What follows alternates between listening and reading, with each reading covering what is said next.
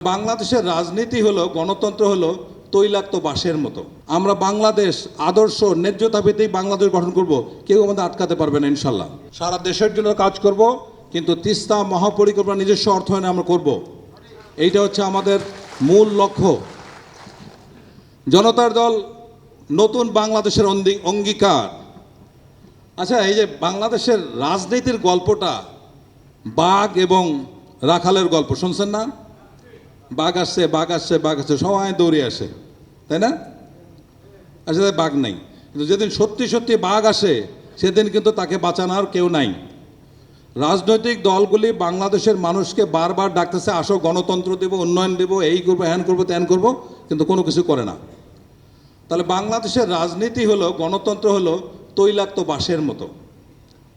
গণতন্ত্র একটা তৈলাক্ত বাঁশ, আর রাজনৈতিক দলগুলো হলো বান্দর, একবার ওঠে একবার নামে, একবার ওঠে একবার নামে। তাই তো বিষয়টা। আমরা কি এখন বান্দরের খেলা খেলবো 54 বছর পরে? তো 54 বছরের রাজনীতি দেখার পর আমার মনে হলো এই তৈলাক্ত বাসটা হয় ঠিক করতে হবে, নাহলে বান্দরগুলোকে সোজা করতে হবে। তাই তো বিষয়। তো যাই হোক, এখন এখানে মার্কাস অর্লিয়াস অনেক কঠিন কঠিন কথা বলেছে। এই ভদ্রলোক একটা কথা বলেছে যে আমাদের কর্মকাণ্ড, আজকে আমরা মিটিং করছি, বাইরে আমাদের বিরোধিতা করতে পারে, আমাদের হুমকি দিতে পারে, কিন্তু আমাদের চিন্তা যদি থাকে আমরা বাংলাদেশ আদর্শ ন্যায্যতা ভিত্তিক বাংলাদেশ গঠন করব, কেউ আমাদের আটকাতে পারবে না ইনশাল্লাহ। 170 খ্রিস্টাব্দে এই কথা যে বলে। আচ্ছা, আমরা রাজনৈতিক দল করার সময় পরোক্ষ পদ্ধতিতে গেলাম। কেন গেলাম পরোক্ষ পদ্ধতিতে? এক হলো, আজকের রাজনীতি অত্যন্ত দামি, কস্টলি হয়ে গেছে। আজকে রংপুর শহরে যে কোনো রাজনৈতিক দল যদি সমাবেশ ডাকে, আর লালমনিরহাট থেকে, কুড়িগ্রাম থেকে, নীলফামারী যদি দর্শক নিয়ে আসে, একজন দর্শক শ্রোতার পিছনে 1000 টাকা খরচ করতে হয়। অটো ভাড়া দিতে হবে, পকেট মানি দিতে হবে, আবার মাঝে খাসির বিরিয়ানি খাওয়াইতে হবে, তাই না? এই টাকা আমি পাই কোথায়? আজকে এক পালা মানুষ যে আসছেন, কাকে আমি 1 টাকা দিছি বলেন? খালি খাবারটা আমরা স্পন্সর করছি, বাকি তো আপনারা কষ্ট করে আসছেন না।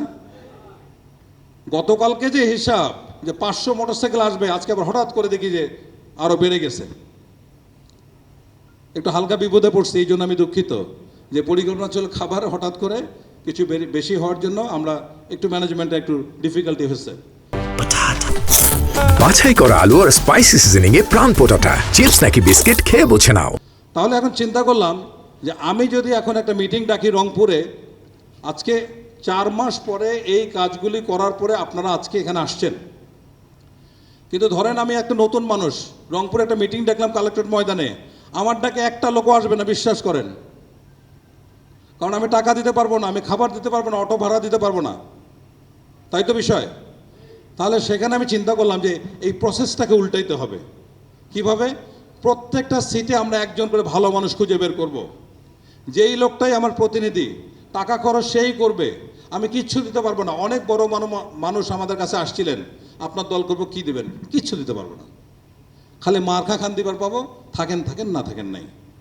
তো এইভাবে অনেক লোক চলেও গেছে, যারা আসছে সবাই ধান্দা নিয়ে আসছে।